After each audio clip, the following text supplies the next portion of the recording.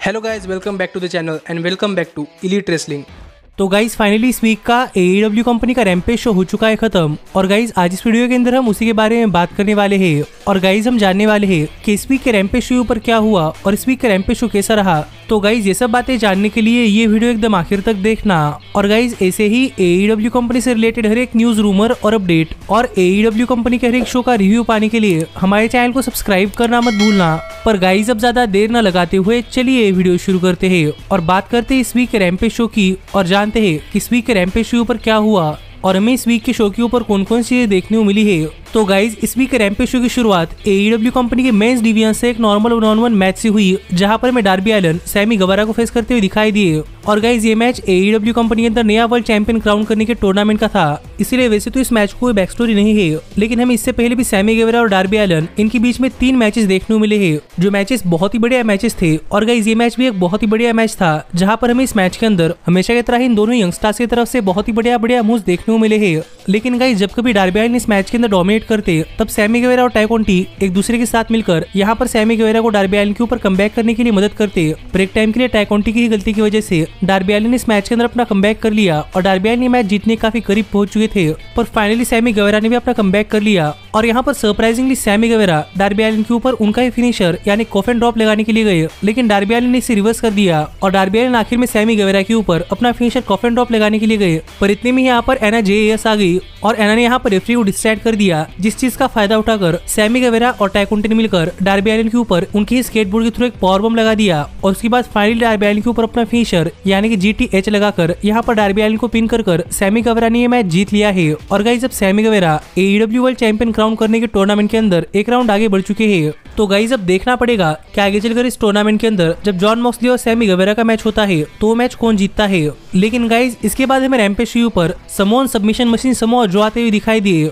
और यहाँ पर आकर बातें करते हुए समोआ जो ने कहा कि समोआ जो काफी सारे लोगों को सॉरी कहना चाहते हैं, और वो भी इसलिए क्योंकि काफी दिनों से Samoa Joe AEW company shows के ऊपर नहीं आ रहे, पर वो इसलिए था क्योंकि समोआ जो 100% फिट नहीं थे। लेकिन अब फाइनली समोआ जो वापस आ चुके हैं और इतने दिनों के अंदर जो फैंस ने एक्शन मिस किया है वो एक्शन समोआ जो फैंस को वापस दिखाने वाले हैं। जो बात यहाँ पर समोआ जो कर ही रहे थे कि तभी यहाँ पर स्मार्ट मास्टर लिंग जॉश वुड्स और टोनी नीस के साथ आ गए और यहाँ पर आकर समोआ जो से बातें करते हुए स्मार्ट मास्टर ने समोआ जो को जॉश वुड्स की तरफ से रिंग ऑफ ऑनर कंपनी के टेलीविजन चैंपियनशिप के लिए मैच का चैलेंज कर दिया है। और मास्टर लिंग चाहते थे कि नेक्स्ट वीक के डायनामाइट शो के ऊपर जॉश वुड्स और समोआ जो का टेलीविजन चैंपियनशिप के लिए मैच हो जाए। लेकिन यहाँ पर बात करते हुए समोआ जो ने कहा कि समोआ जो अपने रिंग ऑफ ऑनर कंपनी के टेलीविजन चैंपियनशिप रैम्पेज शो के ऊपर अभी के भी डिफेंड करना चाहते हैं, जो देखकर जॉश वुड्स अभी के भी रिंग की तरफ बढ़ रहे थे। पर मास्टर लिंग ने जॉश वुड्स को रोक लिया और समोआ जो से कहा कि अगर समोआ जो रैम्पेज शो पर डिफेंड करना चाहते हैं तो चलो रैम्पेज ही सही, लेकिन वो नेक्स्ट वीक का, जिससे कि अब हमें ये मैच नेक्स्ट वीक के डायनामाइट शो पर नहीं बल्कि नेक्स्ट वीक के रैम्पेज शो पर देखने को मिलने वाला है। तो देखना पड़ेगा कि ये मैच कैसा होता है।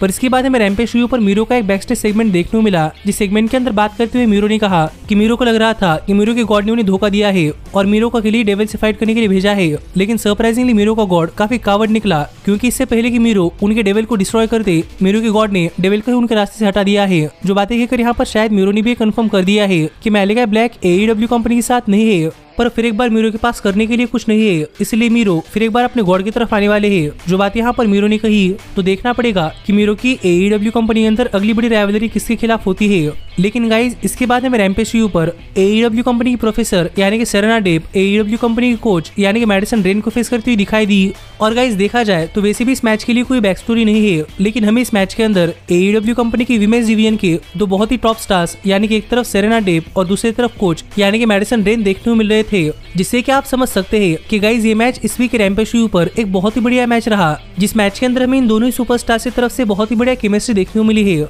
लेकिन गाइज सरप्राइजिंगली ये मैच एक काफी लंबा मैच नहीं रहा, बल्कि ये मैच शुरू होने के बाद 5-7 मिनट के अंदर ही सेरेना डेप ने मैडिसन रेन के ऊपर अपना सबमिशन मूव लगा दिया, जो कि मैडिसन रेन सहन नहीं कर पाई और यहाँ पर मैडिसन रेन ने टैप आउट कर दिया, जिससे कि सेरेना डेप ने ये मैच जीत लिया है। तो देखना पड़ेगा कि सेरेना डेप का AEW कंपनी अंदर फ्यूचर क्या होता है। लेकिन इसके बाद हमें रैम्पेज शो पर लेक्सी बैकस्टेज में जेड कारगिल का इंटरव्यू लेते हुए दिखाई दी, जिस इंटरव्यू के अंदर बात करते हुए जेड कारगिल ने कहा, जैसा कि जेड कारगिल ने कहा था वैसे हो ऑल आउट पेपर के बाद अब 37 और 0 हो चुकी है और इसके बाद जेड कारगिल 38 और 0, 39 और 0, 40 और 0 और 50 और 0 भी हो सकती है और कोई भी यहाँ पर जेड कारगिल को नहीं रोक सकता। जो बात यहाँ पर जेड कारगिल ने कही तो देखना पड़ेगा कि जेड कारगिल को कौन रोक पाता है। लेकिन इसके बाद में लेक्सी बैकस्टेज में पावर ऑफ सॉप्स का इंटरव्यू लेती हुई दिखाई दी, जिस इंटरव्यू के अंदर बात करते हुए पावर ऑफ सॉप्स ने कहा कि काफी सारे लोग सरप्राइज हो चुके हैं कि पावर ऑफ सॉप्स अपना मैच जीते हैं, लेकिन पावर ऑफ सॉप्स हमेशा से अपने मैचेस जीत रहे थे, पर वो रिकी स्टार्स की वजह से अपने मैचेस हार रहे थे। इसलिए फाइनली पावर ऑफ सॉप्स ने रिकी स्टार्स को अपने रास्ते साइड में लगा दिया है और अब power of shops Ricky stars को पीछे छोड़कर अपने कई सारे मैचेस जीतने वाले हैं,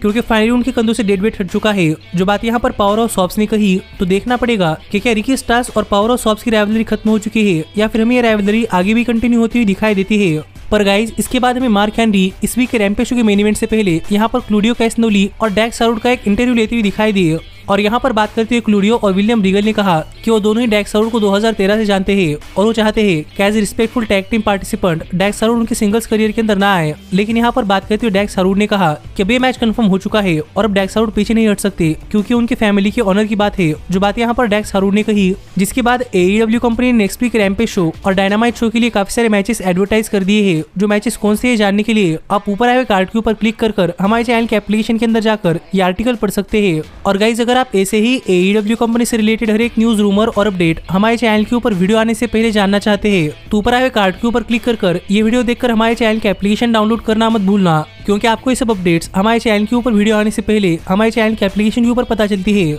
और अगर आप इंडिया के अंदर AEW और WWE सुपरस्टार्स की मर्चेंडाइज खरीदना चाहते हैं, तो फिर एक बार ऊपर आए हुए कार्ड के ऊपर क्लिक कर ये दूसरी वीडियो देखकर इंडिया के अंदर इन सभी सुपरस्टार्स की मर्चेंडाइज खरीदना मत भूलना। पर ये वीडियोस काफी पुरानी है, इसीलिए आपको इन वीडियोस के अंदर मेरे बात करने का तरीका थोड़ा सा अजीब लगता है, तो उसके लिए सॉरी। पर गाइज इस सब के बाद फाइनली यहाँ पर टाइम हो चुका था इस वीक के रैम्पेज शो के मेन इवेंट का, जहाँ पर हमें क्लूडियो कैसनोली अपनी ring of honor company world heavyweight championship challenger Dax Harwood के खिलाफ डिफेंड करते हुए दिखाई दे रहे थे। और अगर यहाँ पर हम बात करें इस मैच की, तो गाइज ये मैच भी इस वीक के रैम्पेज शो के मेन इवेंट के अंदर एक बहुत ही बढ़िया मैच रहा, जहाँ पर शुरुआत में इस मैच के अंदर क्लूडियो ने काफी डोमिनेट किया और मोस्ट ऑफ द टाइम इस मैच के अंदर डोमिनेट कर क्लूडियो इस मैच के आखिर में ये मैच जीतने काफी करीब पहुंच चुके थे। पर तभी डैक्स सारूड ने इस मैच के अंदर अपना कमबैक कर लिया और डैक्स सारूड इस मैच के अंदर अपने बहुत ही बढ़िया मूव्स लगा रहे थे, जो देखकर ऐसा लग रहा था कि फाइनल डैक्स सारूड यहाँ पर रिंग ऑफ ऑनर कंपनी के वर्ल्ड चैंपियन भी बन सकते हैं। और यहाँ पर आखिरकार डैक्स सारूड ने क्लूडियो के ऊपर अपना सबमिशन मूव यानी कि शार्प शूटर लगा दिया और लग रहा था कि वो यहाँ पर ये मैच जीतने वाले हैं। पर गाइस क्लूडियो ने रिवर्स कर डैक्स सारूड के ऊपर हैमर एंड एल्बोज लगाकर फाइनली अपना सबमिशन मूव